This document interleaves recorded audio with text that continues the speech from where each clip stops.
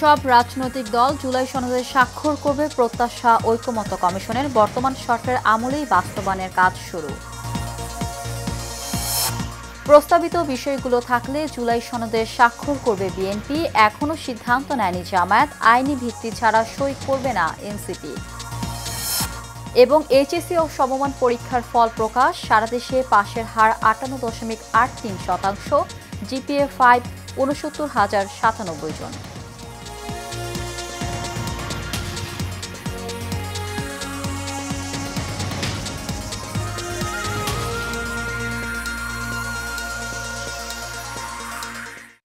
স্বাগত এশিয়ান নিউজে, সঙ্গে আছি জেসমিন ইভা। শুনছিলেন বিআরবি কেবল ইন্ডাস্ট্রিজ লিমিটেড সংবাদ শিরোনাম। এবার চলে যাব পুরো খবরে। আজ ঐকমত্য কমিশনের দীর্ঘদিনের প্রচেষ্টা, জুলাই জাতীয় সনদ স্বাক্ষর হবে। সব রাজনৈতিক দল এতে স্বাক্ষর করবে বলে প্রত্যাশা ব্যক্ত করেছেন ঐকমত্য কমিশনের সহসভাপতি অধ্যাপক আলী রিয়াজ।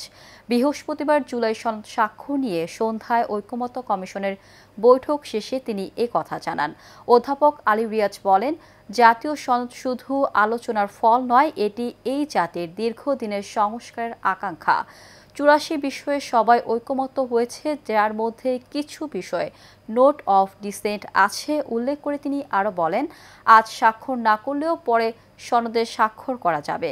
বর্তমান সরকারের আমলেই সনদ বাস্তবায়নের কাজ শুরু হবে বলেও জানান তিনি। সনদ বাস্তবায়ন প্রক্রিয়া বিষয়ে আমাদের বিশেষজ্ঞদের সাথে কথা বলেছি এবং অব্যাহত রেখেছি।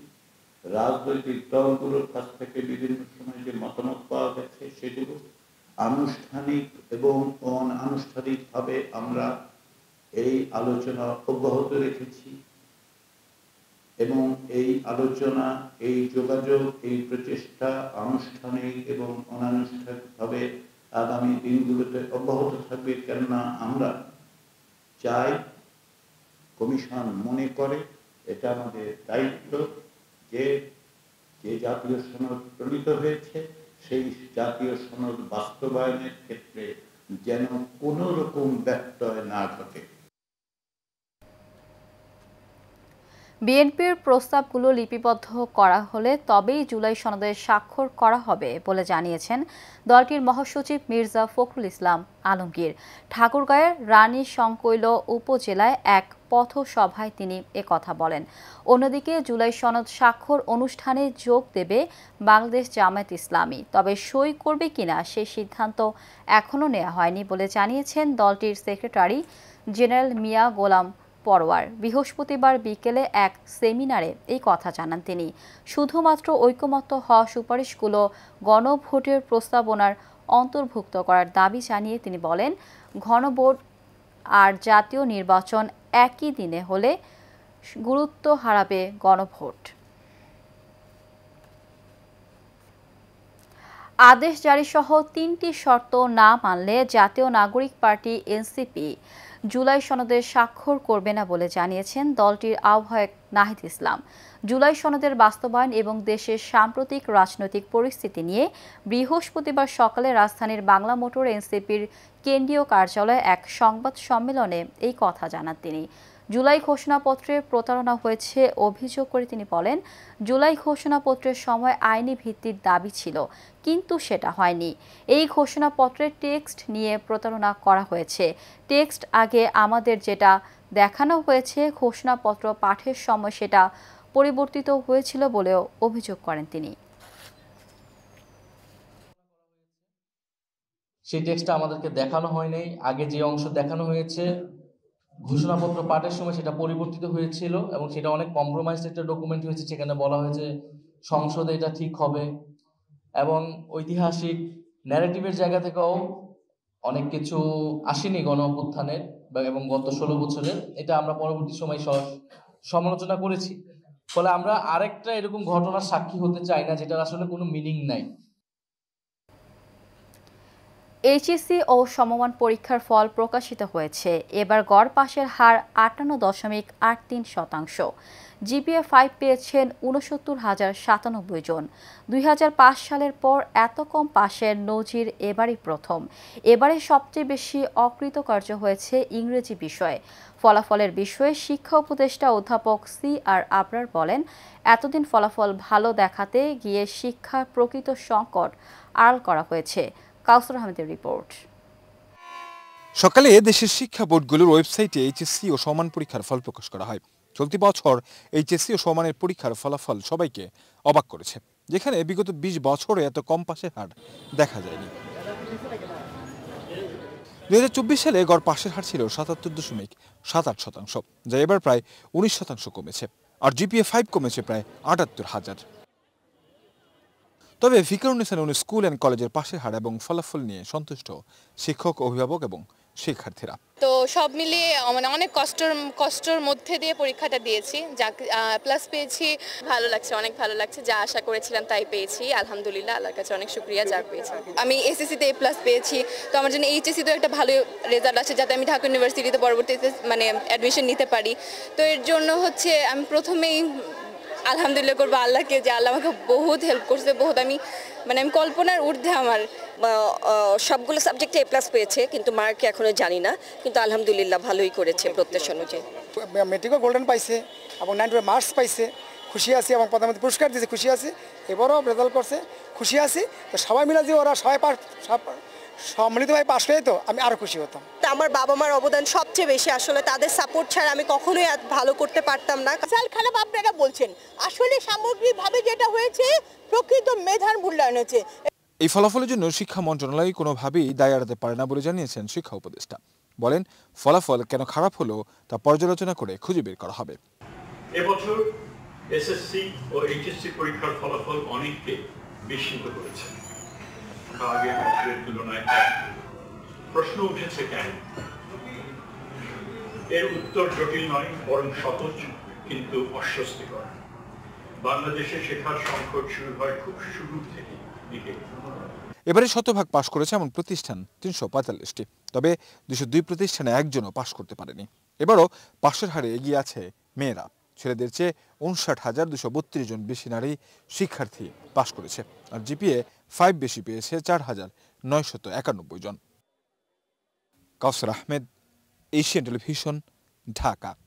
কক্সবাজার শহর জুড়ে দেখা দিয়েছে তীব্র সুপেয় পানির সংকট। ফলে যে পাড়ার নলকূপে পানি উঠছে সেখানেই সকাল সন্ধ্যা লাইন ধরে পানি সংগ্রহ করছেন স্থানীয়রা। পাশাপাশি বাড়ছে লবণাক্ততাও। তবে সংশ্লিষ্টরা বলছেন, পানি শোধনাগার প্রকল্পটি চালু হলে এই সংকট কেটে যাবে। মোহাম্মদ শফিকের পাঠানো তথ্য ছবিতে জানাচ্ছেন শেখ ফাহিম। দেশব্যাপী বেড়েছে গরমের তীব্রতা। এর প্রভাব পড়েছে পর্যটন শহর কক্সবাজারেও। অন্যদিকে জলবায়ু পরিবর্তনের প্রভাব, পাশাপাশি রোহিঙ্গা ক্যাম্পসহ হোটেল মোটেল জোনে অতিমাত্রায় ভূগর্ভের পানি উত্তোলনে নিচে নেমে গেছে পানির স্তর। তাই অধিকাংশ এলাকার নলকূপ অকেজো হয়ে পানি ওঠা বন্ধ রয়েছে। এতে বিশেষ করে কক্সবাজার শহরের গোদারপাড়া, টেকপাড়া, নূরপাড়া, সমিতিপাড়া, নুনিয়াছড়া, মহাজেরপাড়া ও মাঝিরঘাট সহ বিভিন্ন এলাকার চলছে সুপেয় পানির তীব্র সংকট। পুরো এলাকার মানুষ সবাই তো কষ্ট পাচ্ছি অনেক দিন ধরে। পানির অভাবে কষ্ট জীবনযাপন করতে হয়েছে। পুরো এলাকায় প্রত্যেকটা ওয়ার্ডের কিন্তু পানির প্রচন্ড কিন্তু সমস্যা। আমরা চাই কর্তৃপক্ষ থেকে পানি ব্যবস্থা করুন। আমরা মসজিদে তো 300 টাকা 500 টাকা দিই লই। নদী নালা খাল বিল শুকিয়ে যাচ্ছে, আগের মতো পানি নাই। জনস্বাস্থ্য প্রকৌশলী যে প্রকল্পগুলো আছে এবং মানুষের সাথে জনসাধারণের সাথে এই প্রকল্পগুলো দ্রুত গতিতে বাস্তবায়ন করা হয় বিশুদ্ধ পানির জন্য। প্রকৃতির ধ্বংসের কারণে পানির স্তর দিন দিন নেমে যাচ্ছে বলেও মনে করছেন পরিবেশ কর্মীরা। আমরা চাই আগে কক্সবাজার পৌরবাসীকে পানি সরবরাহ দেয়া হোক। পানির সংকট নিরসনে 2020 সালে শুরু হয় প্রায় 150 কোটি টাকার ভূপরস্থ পানি শোধনাগার প্রকল্প। চলতি বছরের শেষ নাগাদ এই প্রকল্পের সুবিধা স্থানীয়রা পেতে পারবেন বলে জানালেন এই কর্মকর্তা। আমরা এই পানির সংযোগ সারফেস ওয়াটার ট্রিটমেন্ট প্ল্যান্ট করে আমরা হোটেল মোটেল জোনে সকল হোটেলেই প্রায় 70% থেকে 80% হোটেলেই কাভারেজ আমরা দিব। পানির সরবরাহ জটিলতাগুলো ছিল, বিদ্যুৎ সংযোগ বিষয় ছিল, বিদ্যুৎ সংযোগ হয়ে গেছে, এখন ট্রায়াল রান চলছে এবং হাউস কানেকশনও শুরু হয়েছে।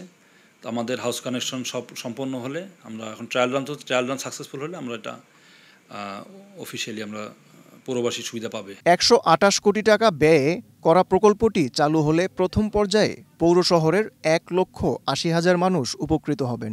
এখন দেখার বিষয় এটি কখন আলোর মুখ দেখবে প্রশ্ন শহরবাসীর। Sheikh Fahim, Asian television.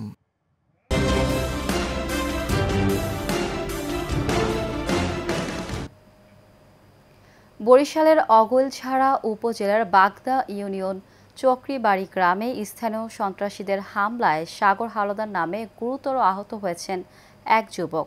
স্বজনরা জানায় স্থানীয় লাবলু মিয়া এবং শিহাব মিয়া বাজারে দেশীয় অস্ত্র নিয়ে হামলা চালিয়ে গুরুতর আহত করে সাগর হাওলাদারকে।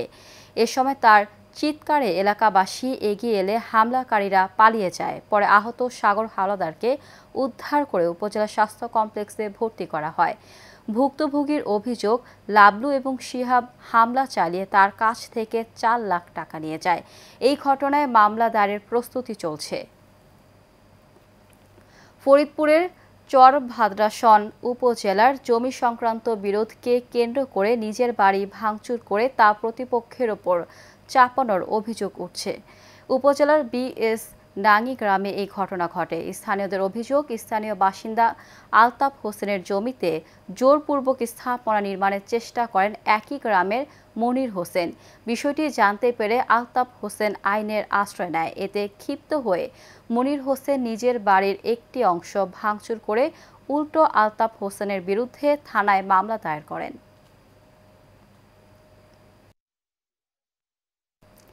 বাংলাদেশ আনসার ও গ্রাম প্রতিরক্ষা বাহিনীর গ্রামভিত্তিক অস্ত্রবিহীন ভিডিপি সদস্যদের মৌলিক প্রশিক্ষণ কার্যক্রম চলছে সারা দেশে। এরই অংশ হিসেবে রাঙ্গুনিয়ায় মতবিনিময় সভা হয়েছে। উপজেলার সরবভাটা ইউনিয়ন উচ্চ বিদ্যালয় মিলনায়তনে এই মতবিনিময় সভা হয়। এতে প্রধান অতিথি ছিলেন আনসার ও গ্রাম প্রতিরক্ষা বাহিনীর মহাপরিচালক মেজর জেনারেল আব্দুল মোতালেব সাজ্জাদ মাহমুদ। সভাপতিত্ব করেন বাহিনীর চট্টগ্রাম ও পার্বত্য রেঞ্জের উপ মহাপরিচালক ডক্টর মোহাম্মদ সাইফুর রহমান। উপস্থিত ছিলেন চট্টগ্রামের জেলা কমান্ড্যান্ট মোহাম্মদ আবু সোলাইমান ও উপজেলা আনসার ভিডিপি কর্মকর্তা শামীমা আক্তার সহ অনেকে। জাতীয় সংসদ নির্বাচন সামনে রেখে কুড়িগ্রামের নাগেশ্বরীতে নেওয়াশী ও সন্তোষপুর ইউনিয়ন বিএনপির উদ্যোগে গণসংযোগ ও মতবিনিময় সভা হয়েছে।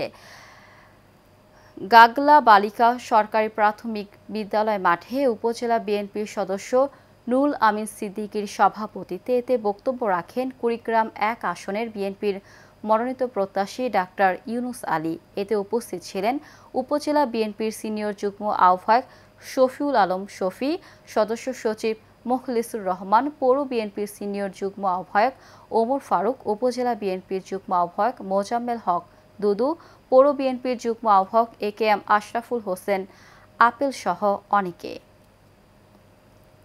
বিএনপির ভারপ্রাপ্ত চেয়ারম্যান তারেক রহমানের রাষ্ট্র কাঠামো মেরামতের 31 দফা দাবি বাস্তবায়নের লক্ষ্যে গাইবান্ধা 5 আসনের সংসদ সদস্য প্রার্থী মাহমুদুন নবী টিটুলের নেতৃত্বে লিফলেট বিতরণ করা হয়েছে। জেলার ফুলছড়ি ও সাঘাটা উপজেলার বিভিন্ন এলাকায় মানুষের মাঝে এই লিফলেট বিতরণ করা হয়। এ সময় উপস্থিত ছিলেন উপজেলা বিএনপির সভাপতি মোহাম্মদ সাদিকুল ইসলাম নান্নু, সাধারণ সম্পাদক আব্দুস সালাম, সাংগঠনিক সম্পাদক ইকবাল, সদর উপজেলা বিএনপির সাংগঠনিক সম্পাদক পিটন সহ আরও অনেকে।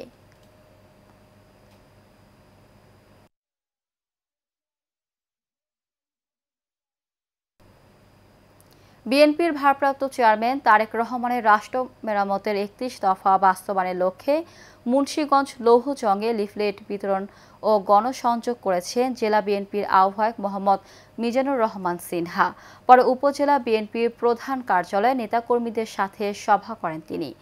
এ সময় উপস্থিত ছিলেন জেলা বিএনপির আহ্বায়ক কমিটির সদস্য মোহাম্মদ নূর আলম ঢালি, হাজী মোহাম্মদ রাশেদ, শামীম হাবিব, উপজেলা বিএনপির দপ্তর সম্পাদক মোহাম্মদ সাখওয়াত হোসেন রিঙ্কু মাস্টার সহ আরও অনেকেই উপস্থিত ছিলেন।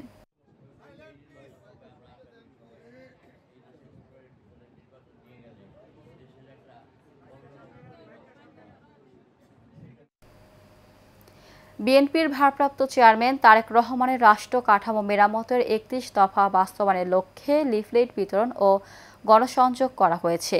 টাঙ্গাইল ৩ আসনের বিএনপির মনোনয়ন প্রত্যাশী লুৎফুর রহমান খান আজাদ এই লিফলেট বিতরণ ও গণসংযোগ করেন। ঘাটাইল উপজেলার বিভিন্ন ইউনিয়নের হাট বাজার ও জনসাধারণের মাঝে গুরুত্বপূর্ণ এলাকায় লিফলেট বিতরণ ও গণসংযোগ করা হয়। এ সময় পৌর বিএনপির সাবেক সভাপতি মঞ্জুরুল হক মঞ্জু, সাবেক সাধারণ সম্পাদক মোহাম্মদ ফারুক হোসেন ধলা সহ অন্যান্যরা ছিলেন।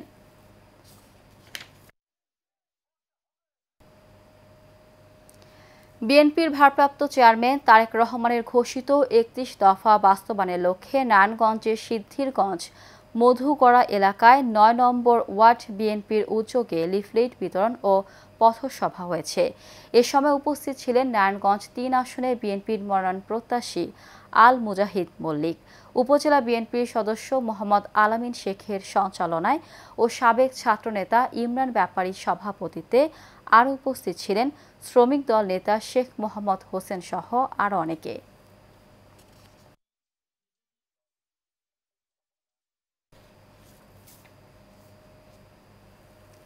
ময়মনসিংহের ত্রিশালে চাঁদা না দেওয়ায় দোকান ভাঙচুর ও লুটপাটের প্রতিবাদ ও শাস্তির দাবিতে মানববন্ধন হয়েছে। উপজেলার বালিপাড়া ইউনিয়নে চাঁদা না দেওয়ায় তানভীর হাসানের নেতৃত্বে ১০ থেকে ১২টি দোকান থেকে নগদ অর্থ ও মালামাল লুটপাট ভাঙচুর করা হয়। এই ঘটনায় শাস্তির দাবিতে মানববন্ধন করেছে আউলিয়ানগর রেল স্টেশনের সাধারণ ব্যবসায়ী ও সর্বস্তরের জনগণ। হামলার ঘটনায় থানার অভিযোগ করেছেন হাবিবুর রহমান।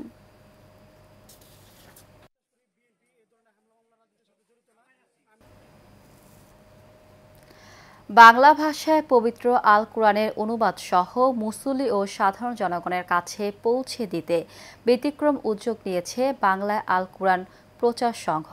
রাজধানীর ভাটারায় সংঘের প্রধান কার্যালয়ে তালিম সভা করেছেন সংগঠনটি। এতে সভাপতিত্ব করেন সংগঠনের প্রতিষ্ঠাতা চেয়ারম্যান দিল মোহাম্মদ দিলু। উপস্থিত ছিলেন আল কোরআন প্রচার সংঘের সাধারণ সম্পাদক মাওলানা নুরুল হুদা, সংগঠক আব্দুল বাতেন বাচ্চু সহ আর অনেকে।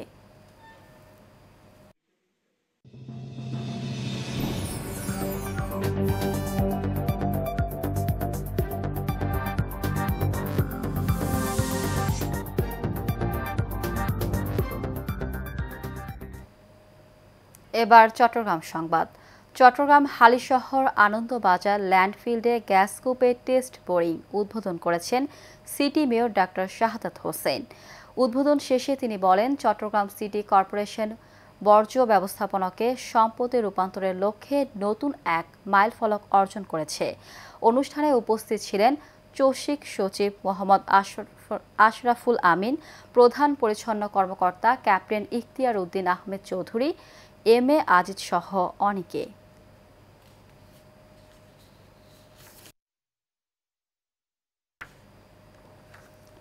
চট্টগ্রামের রাঙ্গুনিয়ায় বেতাগী আঞ্জুমানে রহমানিয়ার আয়োজনে ও হযরত শাহ জিল্লুর রহমান ফাউন্ডেশনের সহযোগিতায় পবিত্র ঈদে মিলাদুন্নবী উপলক্ষে কিরাত ও নাত প্রতিযোগিতার পুরস্কার বিতরণ করা হয়েছে। দরবারে বেতাগী আস্তানা শরীফে পুরস্কার বিতরণী অনুষ্ঠানে সভাপতিত্ব করেন হযরত মাওলানা গোলামুর রহমান আশরাফ শাহ। মোহাম্মদ আরিফুর রহমান রাশেদের সঞ্চালনায় এতে বক্তব্য রাখেন বেতাগী রহমানিয়া জামিউল উলুম সিনিয়র মাদ্রাসার অধ্যক্ষ মাওলানা ইলিয়াস নুরি, রাঙ্গুনিয়া প্রেস ক্লাব সভাপতি মোহাম্মদ ইলিয়াস তালুকদার, লেখক আবু নাসের মোহাম্মদ তৈয়ব আলী সহ অনেকে।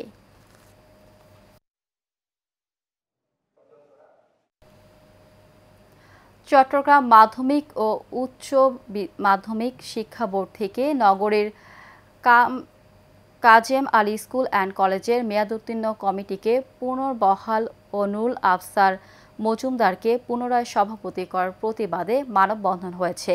কাজেম আলী স্কুল ও কলেজের সামনে মানববন্ধন করা হয়। এ সময় বক্তারা দ্রুত নতুন কমিটি গঠন ও স্বেচ্ছাচারী সভাপতি নুরুল আফসার মজুমদার প্রকাশ স্বপন মজুমদারকে অপসারণের জোর দাবি জানান।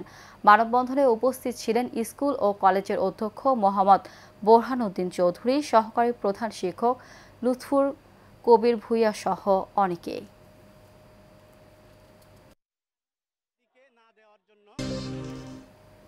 জানাবো খেলার খবর। ঘরের মাঠে ওয়েস্ট ইন্ডিজের বিপক্ষে 3 ম্যাচ ওয়ানডে সিরিজের জন্য 16 সদস্যের দল ঘোষণা করেছে বাংলাদেশ ক্রিকেট বোর্ড বিসিবি।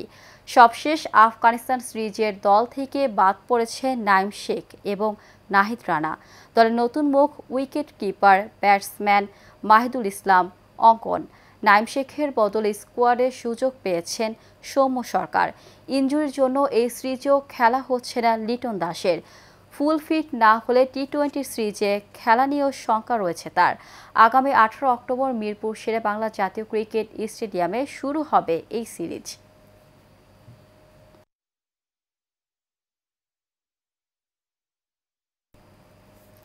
শেষ করব এশিয়া নিউজ। তার আগে বিআরবি কেবল ইন্ডাস্ট্রিজ লিমিটেড সংবাদ শিরোনামগুলো জানিয়ে দিব আরও একবার।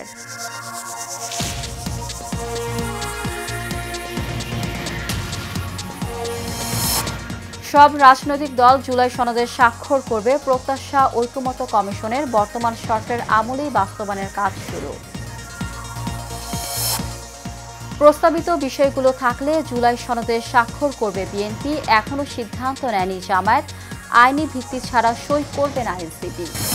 এবং এইচএসসি ও সমমান পরীক্ষার ফল প্রকাশ, সারা দেশে পাশের হার 58.83%, জিপিএ 5 69,097। এশিয়া নিউজ এ পর্যন্তই। আমাদের পরবর্তী সংবাদ দেখার আমন্ত্রণ জানিয়ে বিদায় নিচ্ছি। ধন্যবাদ সকলকে।